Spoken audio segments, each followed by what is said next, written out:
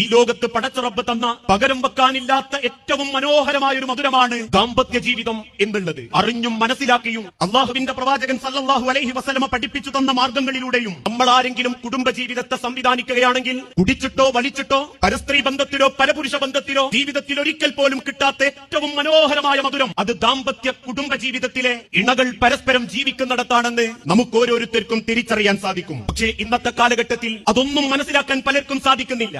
ഈഗോയും വാശിയും പകയും മുൻവിധിയും പല കുടുംബത്തിന്റെയും സമാധാനം നഷ്ടപ്പെടുത്തിയിട്ടുണ്ട്. ഏറ്റവും വലിയ അനുഗ്രഹം ഏതെന്ന് ചോദിച്ചാൽ പോലും അത് പണമാണെന്ന് ചിന്തിച്ചുകൊണ്ട് വെപ്രാളപ്പെട്ടോടുന്ന സ്വന്തം കൂടപ്പറപ്പിനെ പോലും തിരിച്ചറിയാൻ പറ്റാത്ത ഇന്നത്തെ കാലഘട്ടത്തിൽ റബ്ബിനെ സാക്ഷി നിർത്തി കൂട്ടിക്കൊണ്ടുവന്ന പെണ്ണിനോട് പോലും പലർക്കും നീതി കാണിക്കാൻ സാധിക്കുന്നില്ല എന്നുള്ളതൊരു വസ്തുതയാണ്. എന്റെ മുൻപിലിരിക്കുന്ന ഇത്രയും സഹോദരങ്ങളോടും സഹോദരിമാരോടും ചോദിക്കട്ടെ, ഇന്ന് രാത്രി എങ്ങാനും നിങ്ങൾ തിരിച്ചു പോകുമ്പോൾ നിങ്ങളുടെ മടിയിലേക്ക് നിങ്ങളെ ഭാര്യ ഭർത്താക്കന്മാർ കുഴഞ്ഞു വീണാൽ അവരുടെ നെറ്റിത്തടത്തിൽ അവന്റെ നെറ്റിത്തടത്തിൽ ഒരു ചുംബനം കൊടുത്ത് നെഞ്ചത്ത് കൈവച്ച് പടച്ചുറപ്പിനോട് പറയാൻ സാധിക്കുമോ, നാദാ, ഞാൻ എന്റെ ഏറ്റവും നല്ല സ്വഭാവത്തോടുകൂടി ഒരു അനീതിയും കാണിക്കാതെ എന്നിലേൽപ്പിക്കപ്പെട്ട ഒരു പിതാവിന്റെ മനസ്സിന്റെ ഭംഗി അറിഞ്ഞ് ഞാൻ എന്റെ ഭർത്താവിനെയും ഭാര്യയോടും കടമയും കടപ്പാടും നീതിയും കാണിച്ചിട്ടുണ്ട് റബ്ബേ.